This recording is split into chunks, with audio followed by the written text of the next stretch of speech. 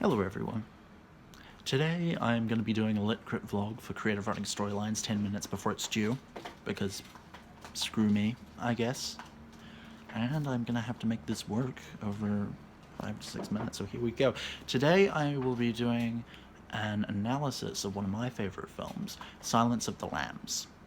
I'm going to be looking at how the dialogue and the scene setting is quite amazing, and how I've been able to apply what I've learned from it in my own writing.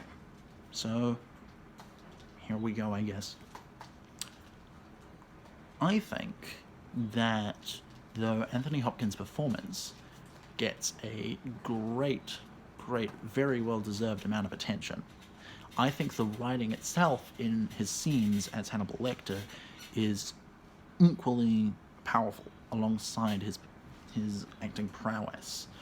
And I believe the key technique here, though I'm not really sure if there's a better name for it, is how certain pieces of dialogue are set up like jokes, almost.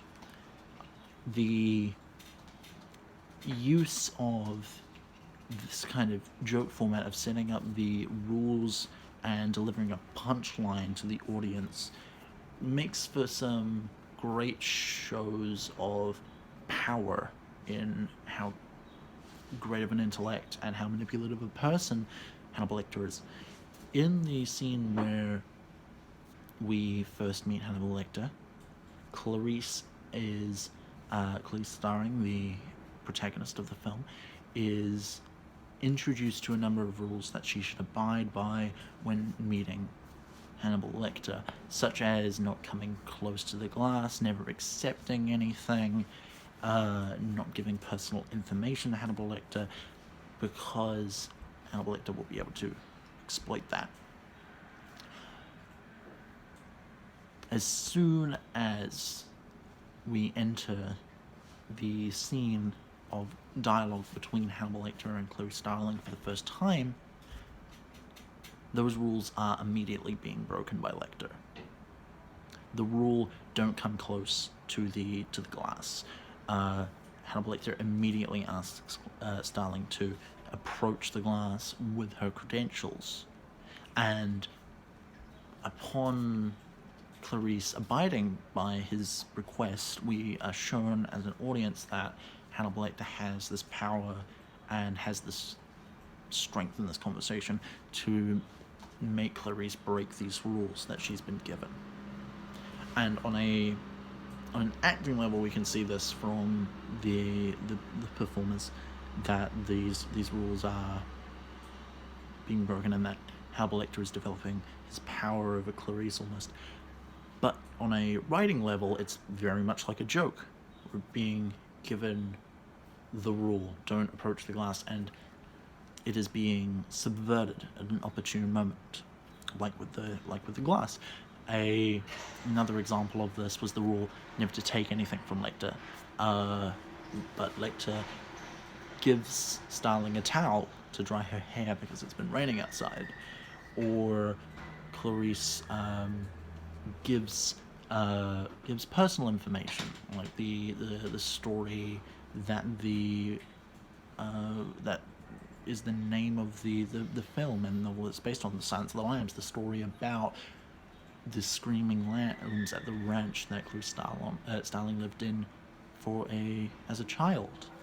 And it is this set up punchline delivery that we get in these scenes that show the audience that that Hannibal Lecter has this manipulative power over people. Now, how do I apply this to my own writing?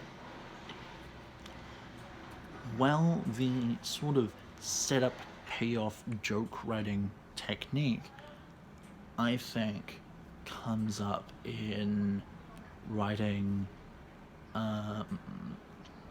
the 3 Taniwha story, where I am